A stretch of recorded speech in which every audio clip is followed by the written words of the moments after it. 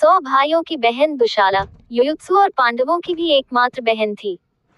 इस प्रकार एक स्थान पर रहने वाले सभी भाइयों में उसके 106 भाई थे।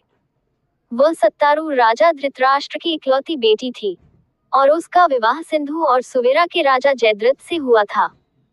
महाभारत के युद्ध में जयद्रथ मारा गया और दुशाला विधवा हो गई।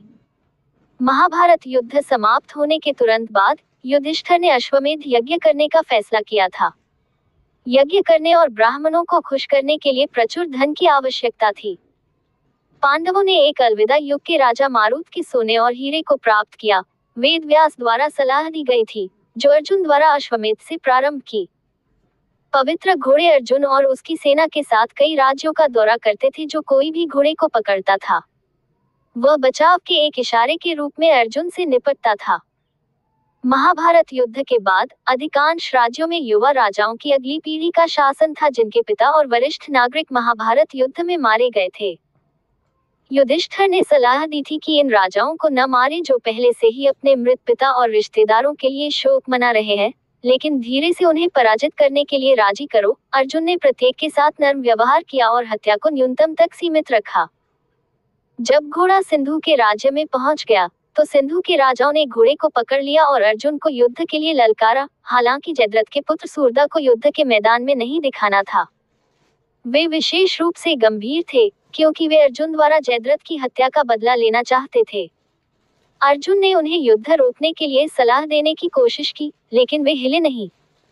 अतः अर्जुन को बाण चलाने पड़े और उन्हें अच्छी संख्या में मारना शुरू कर दिया।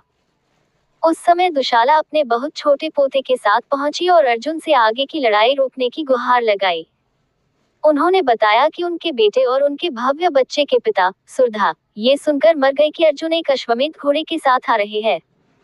वह अपने पिता को खोने के संबंध में पहले से ही दुखी थे और अर्जुन का आगमन उसके साथ सामना करने के लिए बहुत अधिक था। जीवन उनके निकल गया जब उसने सुना कि अर्जुन भी वहीं आ रहे हैं। दुशाला ने अपने भाई से कहा कि हालांकि उसके दादा ने पांडवों के साथ गलत किया है, लड़का निर्दोष है और युद्ध को अब कम से कम रोक दिया जाना चाहिए। दुशाला ने सिंधु योद्धाओं से हथियार वापस लेने के लिए भी कहा। अर्जुन ने अपनी बहन को गले लगा लिया, उसे सांत्वना दी और युद्ध को रोकने की घोषणा की और अन्य राज्यों के लिए रवाना हो गए। इस प्रकार दुशाला सिंधु की महारानी के रूप में बनी रही, अपने पोते के अभिभावक होने के नाते।